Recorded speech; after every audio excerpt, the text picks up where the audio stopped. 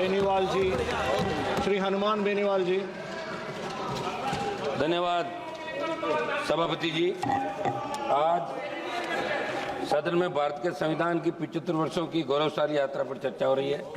सभापति जी, सदन के साथी विद्वान सदस्यों ने पक्ष विपक्ष दोनों तरफ से, और खुशी की बात यह भी है कि 7 घंटे से अलग अलग विचार आए, उधर से भी आए, इधर से भी आए, और सारी बात खुल के आई।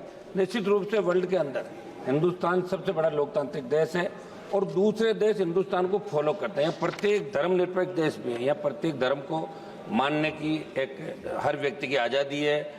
और जो संविधान ने हमें ताकत दी है, शायद वर्ल्ड के किसी देश में इतना ताकतवर संविधान कहीं का नहीं होगा कि लोकतांत्रिक मूल्यों की जो रखवाली हिंदुस्तान के अंदर होती है वो वर्ल्ड के किसी अन्य देशों में नहीं होती। उदाहरण के तौर पर हिंदुस्तान को लिया जाता है, वर्ल्ड का सबसे बड़ा देश भी। हमें गर्व है कि हम विश्व के सबसे बड़े लोकतांत्रिक देश में रहते हैं, जहाँ संविधान रूपी पवित्र ग्रंथ को सर्वोच्च आदर्श मानकर देश की रीति नीति बनती। सभापति महोदय, मैं 13 दिसंबर 2001 को हमारी संसद पर हुए आतंकी हमले में शहीद होने वाले सुरक्षा कर्मियों और कार्मिकों को नमन करता हूँ।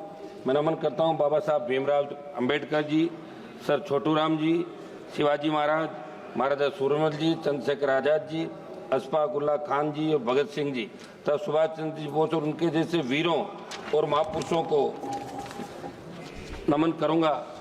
भगवान बिरसा मुंडा जी, सरदार उधम सिंह जी को और जलियांवाला बाग में शहादत देने वाले वीरों और राजस्थान के मानगढ़ में शहादत देने वाले मेरे वीर आदिवासियों को। महोदय, जिनकी वजह से देश आज़ाद हुआ, जिनकी वजह से आज़ाद भारत में संविधान अंगीकृत हुआ, उनका मान सम्मान करना हमारा परम कर्तव्य है। बाबा साहब अम्बेडकर जी ने कहा था कि संविधान मात्र कानूनी दस्तावेज नहीं है, ये हमारे जीवन का सारथी है और सामयिक आवश्यकताओं के अनुरूप है। सभापति महोदय, हिंदुस्तान में प्रत्येक नागरिक को वोट का अधिकार देने की पैरवी बाबा साहब ने करी।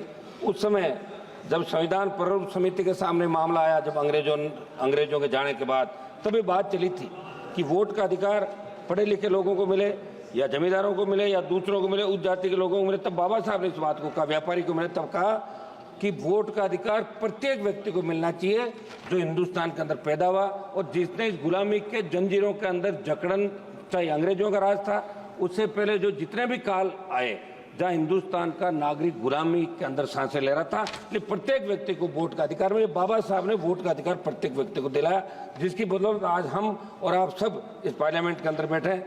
मैं बाबा साहब ने कहा कि सदियों से गुलामी की जंजीरों में जकड़े प्रत्येक व्यक्ति को वोट का अधिकार मिले तो अपने मनमाफिक सरकार का वो चुनाव कर सके। सभापति महोदय, संसद हमले की बरसी मनाई जा रही है।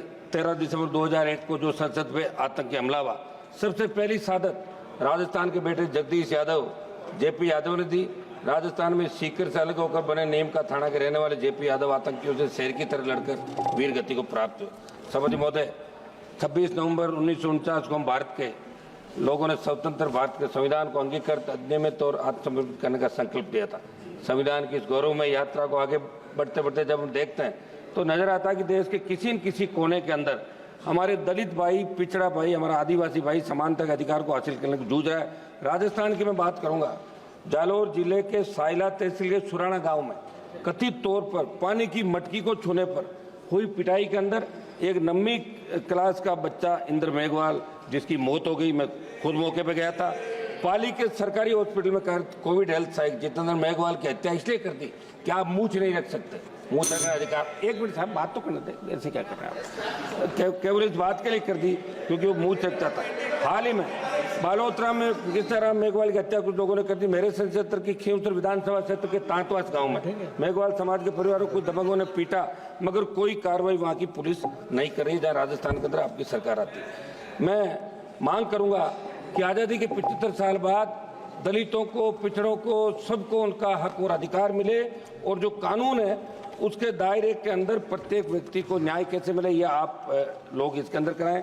राष्ट्रपति महोदय ने 26 नवंबर 2024 को कहा था कि बाबा साहब अम्बेडकर जी की प्रगतिशील और समाज सोच के छाप हमारे संविधान पर अंकित है। इस बात को देश की सरकार आमसद करे और सोचे कि बाबा साहब की समाज सोच के अनुसार कार्य क्यों नहीं कर रहे हैं। भाजपा के साथी सदस्यों ने देश में लगाया गया आपातकाल का जिक्र किया।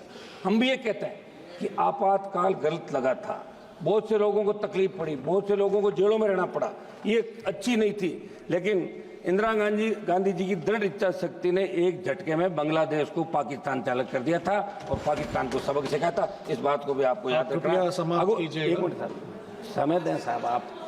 हम उस समय तो घोषित आपातकाल कर, लेकिन आज जो अघोषित आपातकाल है उसका क्या कोई भी सिस्टम के खिलाफ बोले? सीबीआई ईडी जैसी एजेंसियां उनकी आवाज को दबा देती है। लोकतंत्र में सभी अधिकार समान रूप से लागू होने के बावजूद इस देश के अन्नदाताओं को एमएसपी पर कानून बनाने की मांग, काले कानून वापसी अन्य मांगों के लिए लंबा आंदोलन करना पड़ा। सबसे मतलब 1-2 मिनट में मेरी बात समाप्त कर रहा हूँ। 700 से ज्यादा किसान शहीद हुए। तमाम हालातों को देखकर लगा कि एक तरफ देश की सरकार आजादी के अमृत महोत्सव के बाद, दूसरी तरफ देश की चुनी हुई सरकार को माननीय श्री मलेश बाबू जी, एक मिनट दें साहब, 1 मिनट समय दें। लास्ट मिनट आर्थिक न्याय नहीं दे पा रही है। लास्ट मिनट सर, आर्थिक न्याय नहीं दे पा रही है। मेरी मांग है कि किसानों की कर्ज माफी, एमएसपी को कानूनी मान्यता देने के बाद आप स्वीकार करें, और जो आंदोलन अभी बॉर्डर पे चल रहा है, शंभू बॉर्डर, दूसरे बॉर्डर पे, किसानों से आप बात करें, वार्ता करें। संविधान में सहमति और असहमति दोनों को एक समान मूल्य के रूप में देखा गया, लेकिन आज क्या हालात? कोई भी सांसद, कोई नेता, कोई भी व्यक्ति सरकार के निर्णय से असहमति व्यक्त करता है तो उसे दुश्मन की नजर से देखा जाता है। ये ठीक नहीं है। सभापति जी, मैं अंतिम कंक्लूड कर रहा हूँ। एक मिनट मेरा समय सर। मणिपुर देश का राज्य है। हमारे भाई साथियों ने मणिपुर का हालात विस्तार से बात की। पूछना चाहूंगा कि संविधान कानून हो बावजूद मणिपुर में हालात में कब सुधार होगा? संविधान समान माननीय श्री एम मलेश बाबू जी। Honorable Speaker, sir.